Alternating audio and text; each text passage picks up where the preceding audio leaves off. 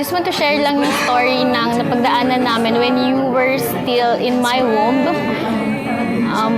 You were diagnosed for a rare condition illness. Nagkaroon ka ng keyhole sa gallbladder and we keep on praying na magkaroon ng miracle.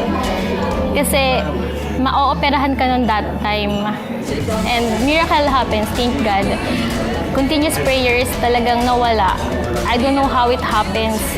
Kasi kahit yung mga doctor nagulat din na nawala na talaga siya.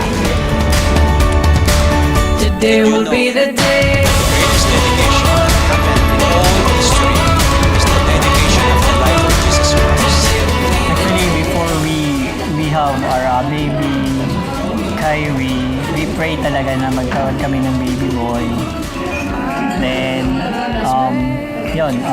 sinagot ni God yung prayers namin. So, binigay niya sa amin si baby Kyrie. Ayun, sobrang thankful kami kasi nga, ano ka namin answered prayer ka talaga eh. Kasi meron ka ng ate, dalawang ate, tapos ngayon nagkaroon naman kami ng son.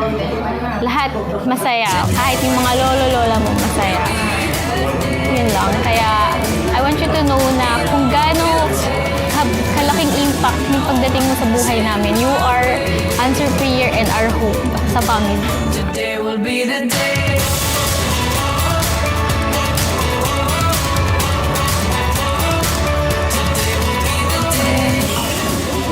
We hope na sana paglaki ni baby Kyrie, once na napapanood itong video is maging mabait siya in the future.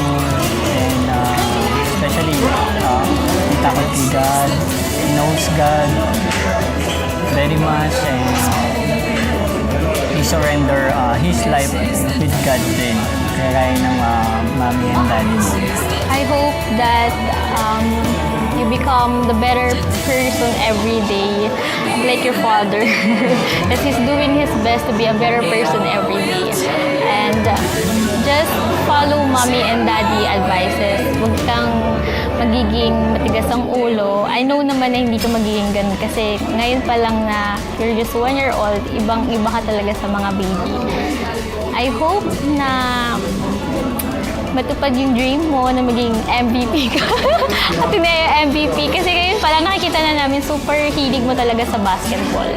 Starting from 3 months, marunong ka nang humawak ng bola. Hanggang ngayon na marunong ka na mag-dribble and shoot ng balls. We love you.